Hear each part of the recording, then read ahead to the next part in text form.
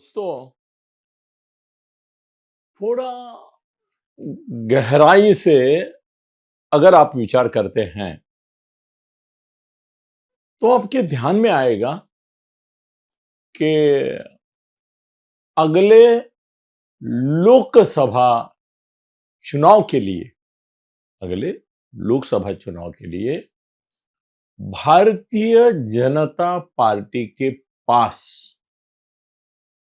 ऐसा कौन सा मुद्दा होगा कि जिसके बल पर वो कम से कम एक अभी जो है उनका 242 242 का नंबर, उससे कंफर्टेबल आगे बढ़ेंगे, कम से कम नीचे तो नहीं जाएंगे। आप भी हैं, मैं भी हूं, मोदी जी के चाहने वालों से हम हैं। मैं कोई कभी निष्पक्ष पत्रकारिता वगैरह वगैरह ऐसा नहीं बोलता हूं। मैं बोलता हूं हाँ, बीजेपी के लिए मेरे मन में आत्मभाव है। मैं उनका हितचिंतक हूं। क्रिटिसाइज करता हूं जहां मुझे लगता है कि नहीं, ये ठीक नहीं हो रहा है तो मैं करता हूं। वो हक बनता है क्योंकि हम प्यार करते हैं, हम उनके ऊपर भरोसा करते हैं। तो कहीं अगर भरोसा टूटता हुआ दिखाई दिया तो हमें ही अधिकार है। जो विरोधी है वो सदा विरोधी ही है, वो विरोध ही करते रहेंगे। समर्थक जब विरोधक की भूमिका में जाएगा तो बीजेपी वालों को उसको गंभीरता से लेना पड़ेगा। इसको बोल सकते हैं ये क्या है, ये हमेशा ऐसा ही बोलता है, ये कभी हमारे साइड से बोला है, इसको क्या अधिकार है, और इसकी निगेटिविटी है, ऐसा बोलेंगे, है कि नहीं? मगर हम पॉजिटिव है, हम समर्थन करते हैं। तो जब विरोध करते हैं तो आपको दखल लेनी पड़ती है।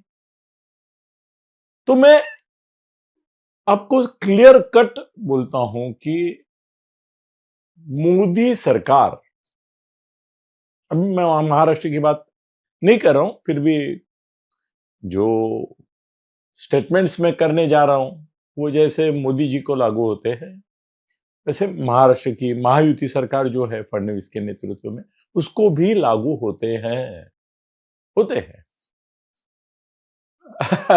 शायद मैं ऐसा कहूंगा कि भाई, मोदी जी के ऊपर जितने इल्जाम लगा रहे हैं हम लोग, उससे एक आध इल्जाम कम ही का शायद फडणवीस के ऊपर रहेगा, मगर उनको भी जिस बात की मैं अब जिक्र कर रहा हूं उसकी जरूरत पड़ेगी। देखो, हम मोदी जी के इंटरनेशनल मोदी मोदी मोदी उसके बारे में एक जमाने में बहुत देख चुके, बहुत देख चुके।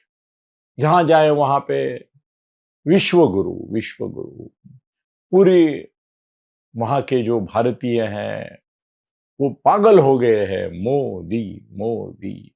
वहां की इंटरनेशनल कम्युनिटीज जो है वो क्रेजी है, मोदी आए मोदी आए, हिंदुस्तान के मोदी आए, भारत के मोदी आए, इंडिया के मोदी आए।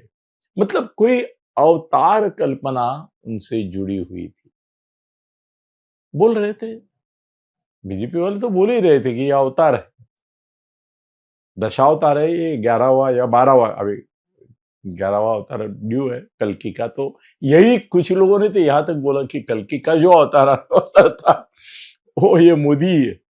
चलो छोड़ो वो बातें, मगर इंटरनेशनल लेवल पे अभी मोदी जी की वो साख, प्रतिष्ठा, एक रुतबा, ग्लैमर, क्रेज, उनके ये भी नहीं रहा अभी। वो उस तरह से इमेज भी नहीं रही उनकी, ये विश्व गुरु है। अमेरिका ने तो हमारे इज्जत की धज्जियां उड़ा दी और हम कुछ नहीं कर पाए, बुरी बात है। चीन ने भी बिना बोले हमारी अंतरराष्ट्रीय लेवल पे साख कम कर दी। उन्होंने दिखा दिया कि हम जब जितना चाहेंगे उतना इनको तकलीफ दे सकते हैं, इनको हम पीछे ढकेल भी सकते हैं, इनको रोक भी सकते हैं। इनकी आर्थिक जो ये है वो हमारे हाथ में है। अरे उन्होंने चिप भेजना बंद कर दिया चाइना वालों ने, तो हमारी पूरी कार इंडस्ट्री से लेके सभी इंडस्ट्रीज ठप हो गई थी। बड़ी मिन्नत के बाद अभी चालू किया, तो चीन ने भी दिखा दिया कि हम आपको नहीं ये कर। रशिया खुद परेशानी में है, यूक्रेन के साथ फंसा हुआ है, मगर वो भी अभी ऐसा हो गया कि वो भी सोचते होंगे ना, आप अगर पुतिन की जगह होते क्या सोचते?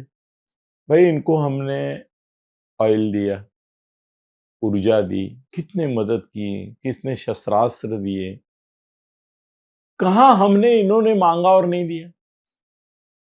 दिया ना, हर कुछ दिया। इतना ही नहीं, हम रशिया के करेंसी में इनको मोहलत दी कि भाई चलो रूबल्स में आप व्यवहार करो, हमको ये नहीं चाहिए, डॉलर नहीं चाहिए, चलो करो। इसके बावजूद जब अमेरिका ने प्रेशर डाला तो इन्होंने हमारा ऑयल लेना बंद कर दिया। स्वाभिमान नहीं दिखाया, इंडिपेंडेंस नहीं दिखाया। अमेरिका के दबाव में इन्होंने हमारा ऑयल लेना बंद कर दिया और बोले तक नहीं कि हमने बंद किया है, चुपचाप बंद कर दिया। मतलब इतने डरे, वेनेजुएला से ले रहे जब अमेरिका ने कब्जा कर दिया। ईरान से भी पहले से हमारा रिश्ता अच्छा था, वो भी खराब हो गया। तो अंतरराष्ट्रीय फेल्यूर आपको मानना पड़ेगा। अभी एक नेशनल लेवल पर भी जो भी अमेरिका के साथ पैक्ट हुआ है उसमें यहाँ के फार्मर्स जो है वो भी नाराज है। आप देखेंगे, अभी आज मैं बोल रहा हूं कि पहले जैसा किसानों का आंदोलन भड़का था, वैसा ही आंदोलन अभी आएगा। उससे जबरदस्त, उससे बड़ा तूफान आएगा किसान आंदोलन का। वर्कर्स, कामगार, वो भी नाराज है। जो कानून आए उससे वो भी नाराज है। मध्यम वर्ग को भी कोई रियायत नहीं मिली है। बजट आता है, मध्यम वर्ग के बल पे आने वाले बीजेपी वाले उनको कोई राहत नहीं देते, तो वो भी नाराज है। एआई की वजह से, इनके पॉलिसीज की वजह से नौकरियां इतनी जा रही है और नई उत्पन्न नहीं हो रही है कि रास्ते रास्ते पे लाखों लाखों, देश में तो करोड़ों बेकार है, जो बेकार इनके ऊपर नफरत करेंगे। नाराज नहीं बोल रहा हूं मैं, तो अगला चुनाव इनके लिए मुश्किल है। तो अभी क्या है, ऐसा कौन सा मुद्दा इनके पास है कि जिसकी वजह से कम वर्किंग मेजॉरिटी मिले?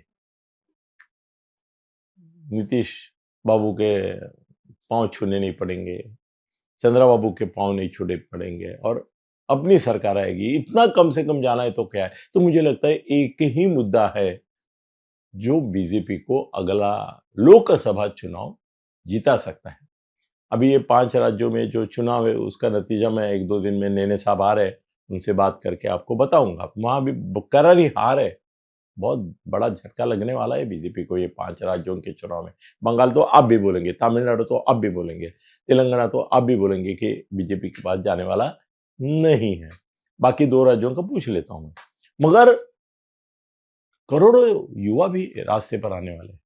तो इस हालात में मुझे लगता है कि बीजेपी को एक ही ट्रम्प कार्ड है, एक ही हुक्म का एक का है, वो धार्मिक विवाद, धार्मिक तनाव।